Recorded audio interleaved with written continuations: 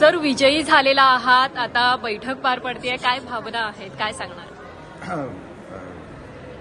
विजय होऊन मला वाटतं 24 तासच झाले. अजून ते युज टू होतोय मी.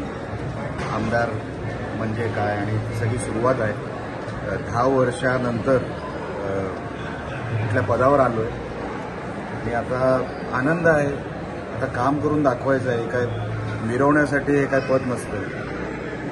विधिमंडळ महाराष्ट्राचं आहे, त्याला एक वेगळं महत्त्व आहे आणि म्हणून मला वाटतं जेव्हा जर मी माझ्या मतदारसंघासाठी महाराष्ट्रासाठी काय न्याय करू शकेन तर मला ह्या पदाचं जास्त समाधान वाटेल की आपण काहीतरी करू शकतो. साहेब, सगळ्यात महत्वाचं म्हणजे तुम्ही दोघं भाऊ एकाच सभागृहात असणारे, एका बाकावर बसणारे, ठाकरेंना काम कुठं तो फुटेल का नाही हे त्यांना विचारा किंवा त्यांना बघून आपल्याला कळेल फुटणार की नाही.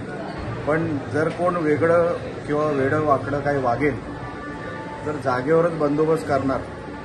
आम्ही कधी ठाकरेंना, ते कोणी असू दे, कुठल्याही लेवलचे असू दे, ठाकरे म्हणजे काय फार मोठं तुम्ही मीडियामध्ये दाखवत असाल. आम्ही त्यांना कधीच किंमत दिली नाही, काडीची किंमत दिली नाही. त्यांच्याकडून महाराष्ट्राचं कधीच काही चांगलं झालेलं नाही. एक वास्तू मला तुम्ही महाराष्ट्रात दाखवा, सेना भवन सोडून. ही वास्तू ठाकरेंनी उभी केली, ही संस्था ठाकरेंनी उभी केली, ही शाळा ठाकरेंनी उभी केली.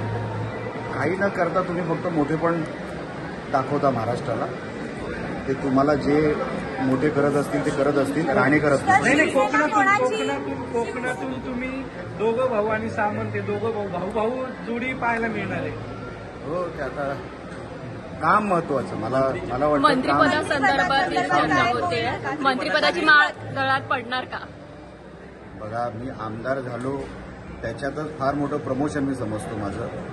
मी कसलंही मंत्रिपद मिळावं अशी अपेक्षा पण नाही आणि मी त्या स्पर्धेमध्ये सुद्धा नाही. सर, कोकण हा आता ठाकरेंचा बालेकिल्ला राहिला.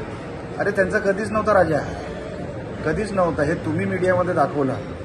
आम्ही त्यांची पूर्ण जे काय उरली सुरली जी काय होती ना, एकतर लोकसभेमध्ये पाठवून दिलं आणि आता विधानसभेमध्ये जमा करून टाकला त्यांना. सर, शिवसेना खरी कोणाची हे त्यावरनं सिद्ध झाले असं वाटतं? 100% आमच्यात कसली शंका नव्हती, महाराष्ट्रामध्ये शंका नव्हती. रिझल्टमध्ये आपल्याला बाकी सगळं दिसलं. ठाकरे एकत्र यावे, सध्या ही चर्चा कोण? राज ठाकरे यांनी उद्धव ठाकरे दोन्ही पुन्हा एकत्र यावं, पुन्हा चर्चा सुरू झाली आहे. कोणी गेले ते रिकामटेकडे असतील फोन करणारे चर्चा. पण तुम्हाला काय वाटतं? जर मी कशाला त्यांच्यामध्ये पडू? मला काही घेणं देणं नाही. थँक्यू.